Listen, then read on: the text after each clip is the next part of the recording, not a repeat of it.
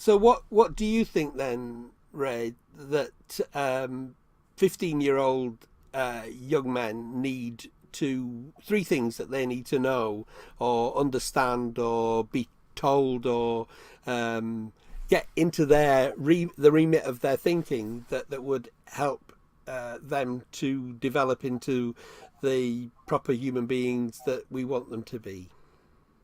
Now, you know, I have a soon to be 15 years old, right? You know that. Um, One, it's not always about you. It's not always about you. It's not always about you as a man.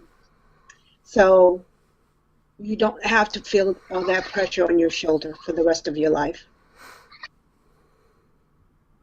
Two, respect yourself.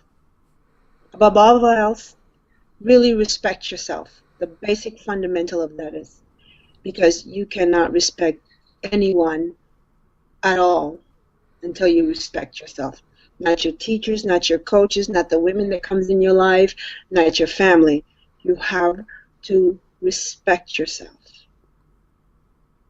Three, the world does not revolve around you.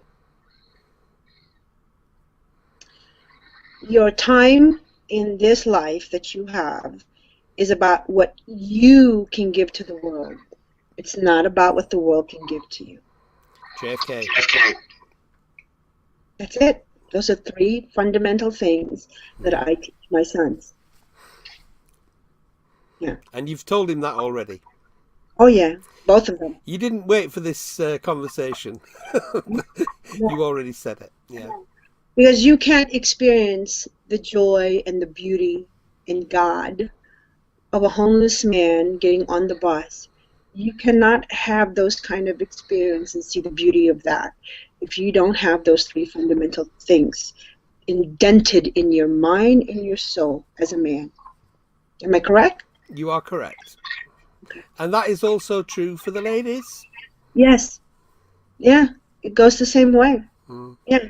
It's the basic things.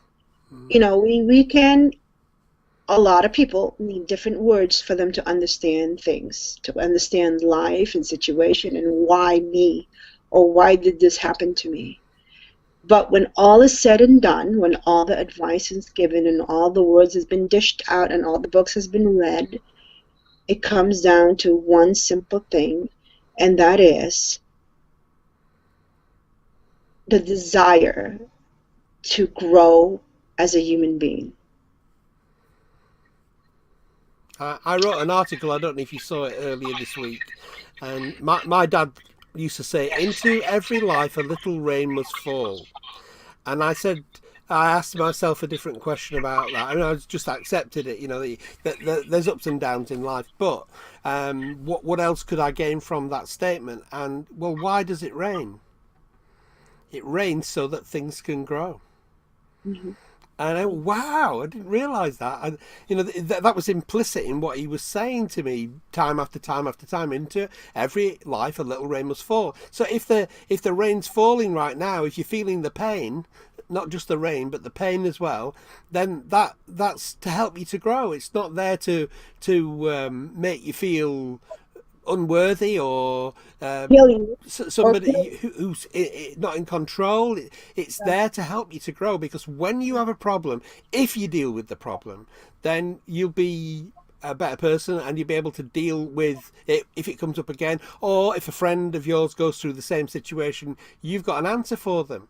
And that's why society should work, because when we all have our own experiences of how things can go wrong and how to get them right, then we should impart that knowledge to each other. Then it's like the snowball down the mountain. We should be so much further ahead in human Oh, society. yeah, we should be further ahead in the evolution of human being and our mentality. But if you notice, in different countries, there are still third world countries that doesn't have the same electronic, advantages that we do, the same educational advantage that we do. And there's a reason for that, because it's easier to control people when they don't know anything.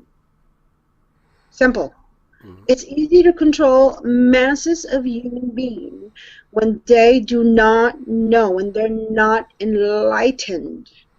Because we're not born with these knowledge. It has to be taught to us. It has to be a learned experience. Now imagine if we all, as a race of human beings, have the same understanding capacity when it comes to relationship, have the same understanding capacity when it comes to love, to sex, to children upbringing, then okay, it'll all work for us, you know, except for the very small minority. But if you look at the entire world, whether you've stayed your life in one little suburb, you know, in the middle of buttfuck Indiana, or you've lived from city to city around the world, but if you look at the entire world as a whole, we are all in different seasons of our life. We are all in different fragments of our own reality. And the reason for that is, one, it's easier to control human beings when they have minimal knowledge of how to evolve as a human being.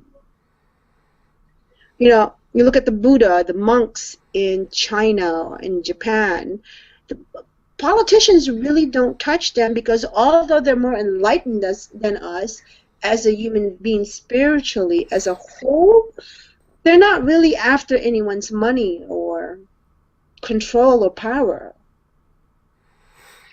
So it's very hard, but I'm sure it's been done. It's very hard for the government or the political arena to try to destroy them as a whole, because their agenda is not about controlling the world and controlling the masses and enlightening everyone to become Buddha. That's not their agenda. But